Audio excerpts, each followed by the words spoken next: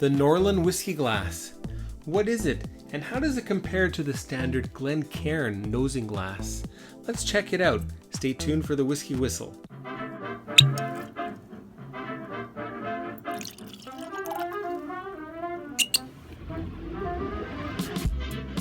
What's happening, my whiskey people? Mark here from WhiskyWhistle on YouTube, sharing a little whiskey awesomeness from Winnipeg, the center of North America, bringing you the Norlan Whisky Glass, finally on the show. I'm so happy to be able to review this for you and see if this is a viable choice in whiskey glasses for you. We're going to compare that to the Glencairn, basically the industry standard nosing glass for whiskey. A little bit of information about the design. The Norlan Whisky Glass is a transparent double-walled vessel. Recommended pour 20 to 40 milliliters, 125 grams. That's very light. It's a little bit lighter than the Glencairn. Fairly sturdy, a little bit thinner gauge than that one. Packed in an elegant tube with one microfiber polishing cloth included. Good job. Very smart to include that. From their website at norlanglass.com, specifically designed to allow you to inhale and drink the spirit without tilting your head back too deeply. Okay, well that makes sense. My only concern is how quickly is it going to come out into my palate? Fluid dynamics. So they've used fluid dynamics to create something that affects the liquid. Aerates better than any other glass, reducing ethanol intensity, requiring less water dilution for richer aromas. I wonder if that's bunk. Scent delivery. Focuses and diffuses the aromatics to the nose and mouth, revealing hidden flavors. I wonder if that's bunk. So can you see that? It's got a little bit of a flare, and that's something that I like. And a very gentle bowl. Anyway, without further ado, let's get some whiskey poured in there. Let's check these out. Let's compare the Norlan to the Glencairn. And we're going to use something that is high proof, Tamdu batch strength. Really like this. The review will come soon.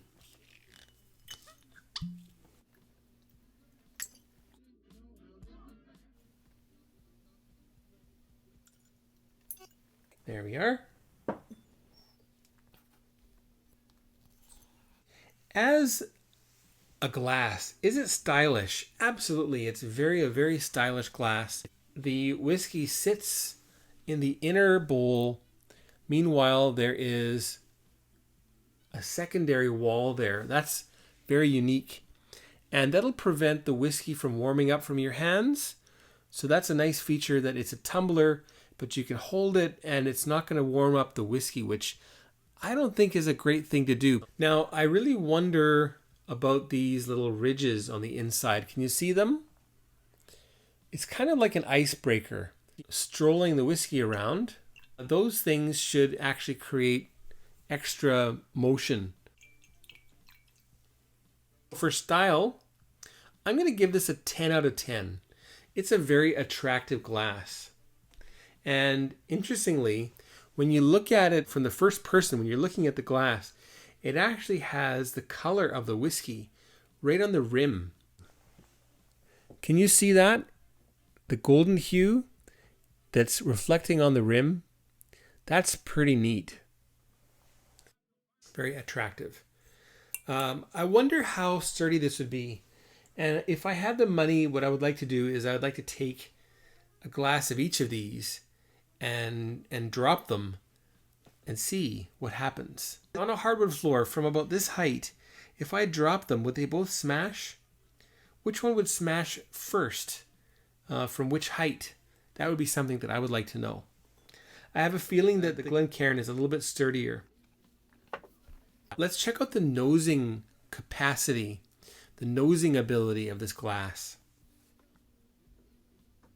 True to its design, I don't really get a lot of huge alcohol notes. Let's compare that to the Glencairn. And again, the Glencairn is drier. A little bit more subtlety, a little bit higher fidelity here with the Norlan. And I'm thinking that that's part and parcel because of the flared interior wall. So a slightly more enjoyable nose. I'm going to give that 9.5 out of 10 for its nose, compared to an 8.5 or 9 for the Glencairn. On to the palate. Cheers, everybody. Now, I'll tell you right off the bat, I don't like how it feels in my mouth. It feels very thick. It feels like I'm putting an ornament in my mouth. So that would take getting used to. Okay, the palate, right?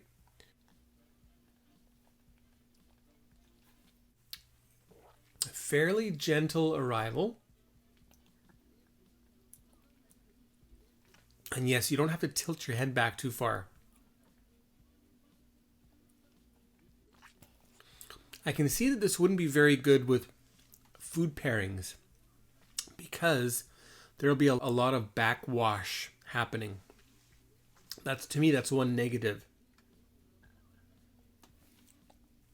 It's also hitting my upper lip first, which is a little bit sensitive to that dry nature.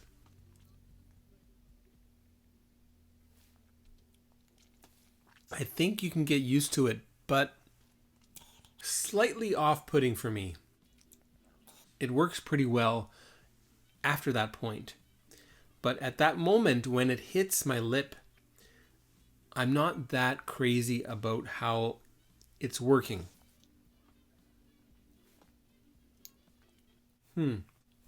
Well, let's compare to the Glencairn.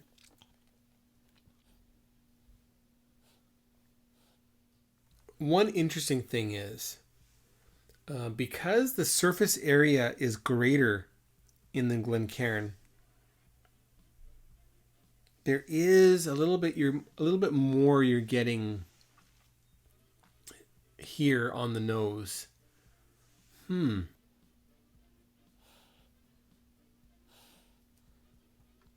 I won't downgrade it though. 9.5 out of 10. And with the Glencairn, you just have to really acclimatize your nose to the whiskey. And then you should get used to it. Much drier though, a little bit spicier, a little bit more alcohol hitting my nose, as I said. The palate on the Glencairn, it doesn't hit the top lip there. However, there's a control factor, as I mentioned before. I get a little bit more control here. With the Glencairn, it's hitting the place that I want it to hit, not my upper lip. But I get way more in a sip, which is making it very, very dry and slightly unenjoyable with the Glencairn compared to the Norlan Glass. Absolutely a smaller amount. Now let's see if I can pour a single drop from the Norlan.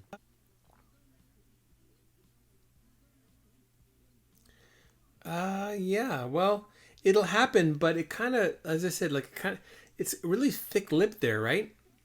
So I got a single bead that came out there, but it didn't fall. It drizzles down the outside of the glass. But of course, that would go into your mouth. That's just the nature of the way that lip is made.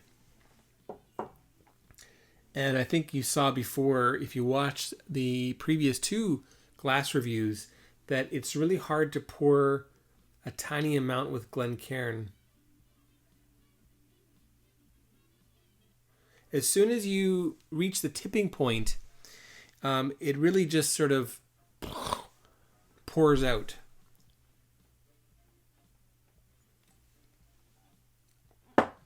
The palate score for the Norlan Glass, that's going to be 9 out of 10. Roughly a dead heat with the Glencairn. I like the smaller volume of sip. However, I don't like the way it's hitting my upper lip. That's a little bit annoying for me. And then the backwash issue. Maybe that should be 8.5 out of 10. I think it should be 8.5 out of 10. 9 out of 10 for the palate with Glencairn.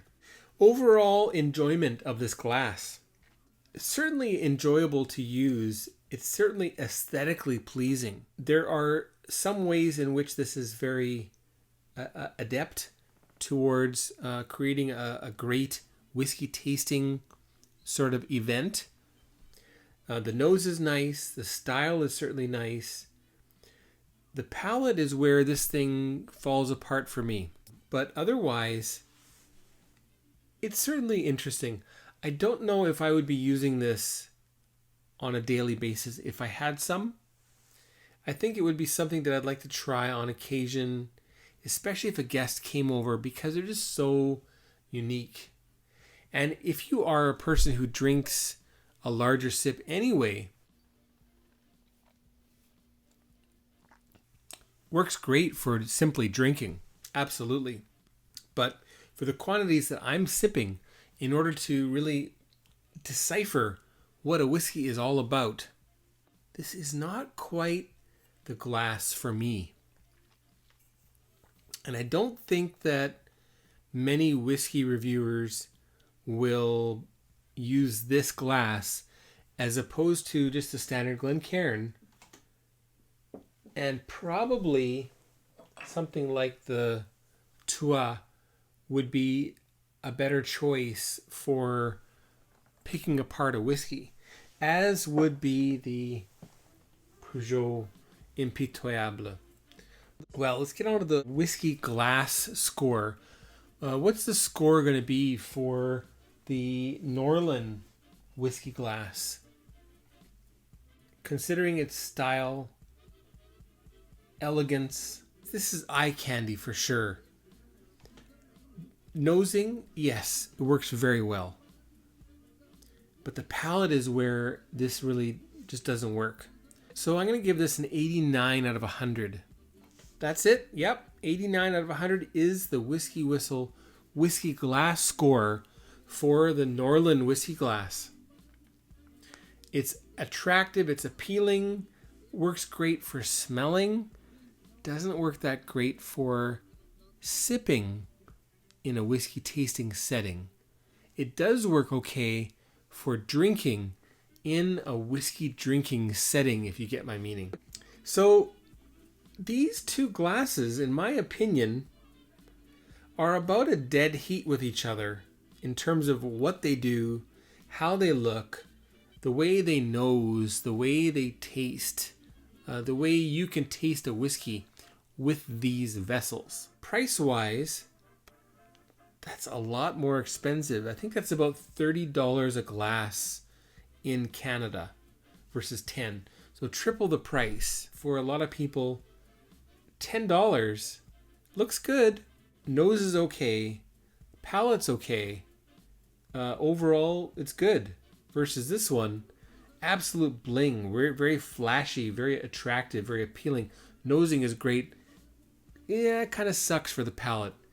Probably a lot of people will gravitate towards the Glencairn in this case, and that's why that is such a popular glass, and that's why I will continue to use it again and again and again in reviews, except for Irish whiskey, because I'm going to be using the Tua. And French whiskey, yes, there's lots of French whiskey now. I'll use the Peugeot. Sometimes I'll use the Peugeot or the Tua to try other whiskeys from wherever, just because I like these glasses a lot. Anyway, hope you found that informative. Don't forget to hit the little button over here to subscribe to WhiskyWhistle. Click the bell so you're notified of the future Whiskey Whistles. Jump in on Patreon. Become a patron of the channel. Patreon.com/WhiskyWhistle is the URL, so check that out. There's a link in the description below. And if you happen to be in Winnipeg, join us, Winnipeg Whiskey Club. You'll have a blast because we have so much fun together. Anyway, thanks for watching. Take care, everybody. We'll see you for the next one. Goodbye.